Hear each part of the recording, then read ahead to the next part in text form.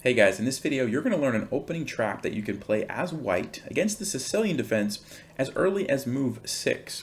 Over 41,000 people have played the most natural and logical looking bishop to g7 in this position, and that actually falls right into the trap. I'm going to show you exactly what you need to know to play against this and how you can get into a completely winning position as early as move 10. Let's get started.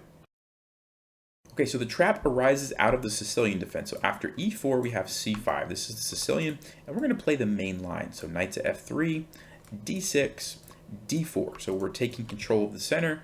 Black captures, we recapture with the knight, and usually black plays knight to f6. This is very standard stuff. Black's attacking the pawn, and we'll play knight to c3. Now at this point, there's two very common moves. The most common move is a6. This is a Najdorf, and black's kind of trying to prevent these knights from coming in here. We're not going to get into that in this video. The other second most common move that black will play is g6. This is called the dragon variation, and black's goal is to fianchetto the bishop along this diagonal and go about their business developing, castling, that kind of thing. This is where we set the trap. So we're going to play the move f4. This is called the Levenfish variation. And this is a very sneaky move because we're immediately setting a trap if black doesn't know what's coming. And the interesting thing, like I mentioned at the start of this video, is that most people don't. The most common move here, and the one that's been played over 41,000 times with an average rating of 2100, so we're not talking about beginners here making blunders. This is like good players are making this move, bishop to g7, and honestly, why not? I mean, it looks very natural. Like, I would probably totally play this as black. It looks like there's nothing wrong with it, but it's actually bad for black. So I'll give you a couple seconds. Do you know what the move is that we can play as white to get into a very nice position? And if you didn't find this one, it's okay. It's actually pretty tricky to see all the way through some of the lines, but the move is e5. And the point here is that we're attacking this knight. Now, it doesn't really matter if black takes the pawn or not. They have to eventually deal with the knight. Now, most people do trade it off. And now the knight has to move somewhere. And let's just go through and talk about some of the options for black here. First of all, knight to e4 is not an option. We'll just take it. Second of all, back to g8 makes really no sense. Why would you develop your knight just to put it back where it came from? And if they do that, well, you're happy. You just develop your pieces, play normal chess, probably get a nice attack going after you castle and line up on here. Very nice position. So that's probably not going to happen. Knight to h5 we'll come back to. The most common moves that are played are knight to g4 and knight to d5. And you can see why knight to g4 makes a lot of sense. Knight to g4 is attacking this pawn twice. So it looks like black's just going to win a pawn. And we can't take the knight because the bishop defends it. So what do we play here? Well, the move is, actually, before I tell you the move, if you want to take a few seconds and see if you can find a really killer move for white. Well, if you said bishop to b5 check, you are correct. So bishop to b5 check, at first glance, it's like, all right, it's just a normal move. I can just block with my bishop and everything is good. The problem with this move is that now the bishop is pinned to the king, which means it can't move off that diagonal, which means this knight, which was previously defended, is no longer defended, and we just take it with our queen.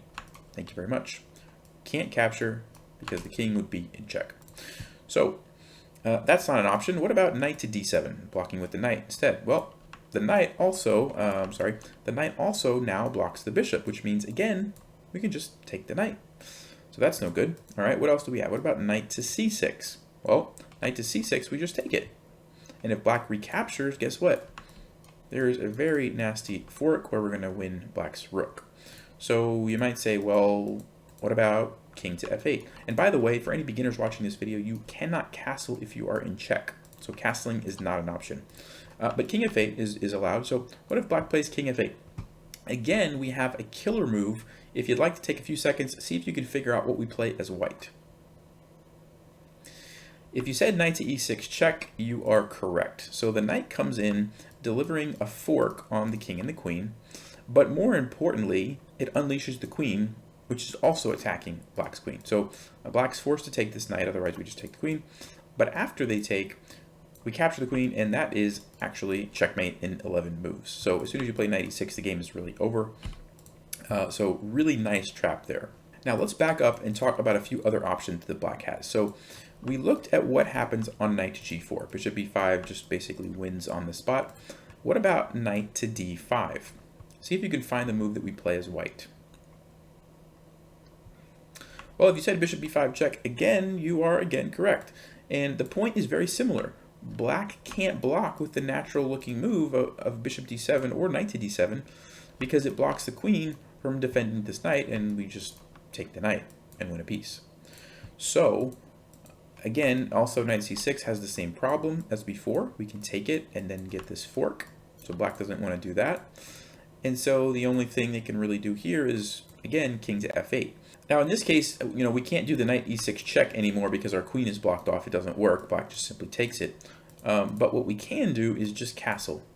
And now our rook is lined up on this half-open file on black's king. And black has a very big problem that this rook is stuck in the corner and they can't castle.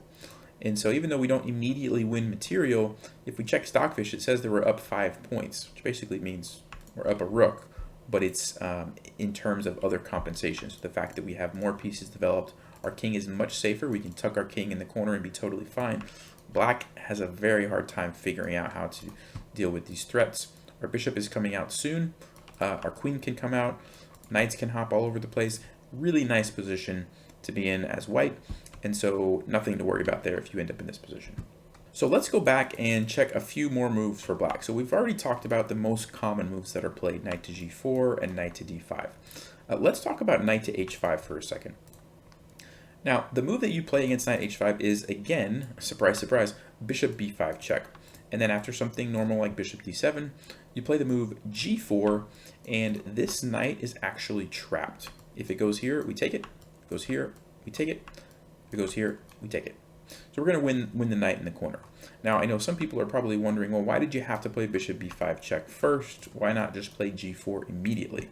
And the answer to that question is because if we play g4 immediately, black can capture on e5. And now there's this attack on our knight. So if we take the knight, black takes the knight, and we actually are not in a good position. So you might be thinking, I don't get it. Why does bishop b5 check matter? The difference is that bishop b5 check, bishop d7, the queen is now blocked from attacking our knight. So if we do the same line, g4, captures, well now, that's not a big deal. We just take it with our queen because this queen is blocked off. That's the whole point of doing this. So this is a theme, a common theme in this trap of playing bishop b5 check. And when a piece blocks on d7, bishop or knight, it's either blocking off the queen from doing something useful here, or it's falling into a pin and blocking off, from like defending the knight. So definitely want to remember that if you're going to be trying to play this trap. So let's go back once more. We've looked at knight to g4, we've looked at knight to d5, we've looked at knight h5. We already talked about these as not being good. The best move for black is actually to go back here with the knight. And it's not the most commonly played, but it is the best move. But even that is not great. And the reason is because we can play e6, attacking the knight. Black doesn't really want to take the pawn, because then our knight hops in, which attacks the queen and the bishop, so it forces black to give up their bishop for our knight. And whenever you fee and kettle your bishop along this diagonal, you don't want to trade it for a knight most of the time, or you have lots of weaknesses along the dark squares, and our bishop is going to be able to take advantage of those. So, and also, not to mention, the queen's under attack, black's king is very risky. There's lots of moves that we can potentially look to do. This bishop can go places. So very good for us, not what black wants to do. So the most common move that people will play, since they have to do something with their knight, is to go to e5, because once we capture, they don't want to lose castling rights. They want to be able to take back with the knight. But we'll take it anyway. Takes, and then we play bishop to e3 to just defend our knight. And then after castles, we just play bishop to c4, and basically we get this position. The knight is pinned. This is very awkward for black. We're going to castle. We're going to have a rook on this open file. And we might not be completely winning, but we do have an advantage, and this is a great start to the game. So this is the worst case scenario for this trap. After you play e5, they take, and then knight back here. That's, you're not going to win immediately, but you'll still get into a good position. But like we said, the most common moves that are played, you have a win immediately after bishop b5 check. So definitely remember that. I hope this trap helps you guys. Let me know in the comments if you try it, if you win some games, if you have questions or concerns. As always, thanks for watching. Stay sharp. play smart, and take care.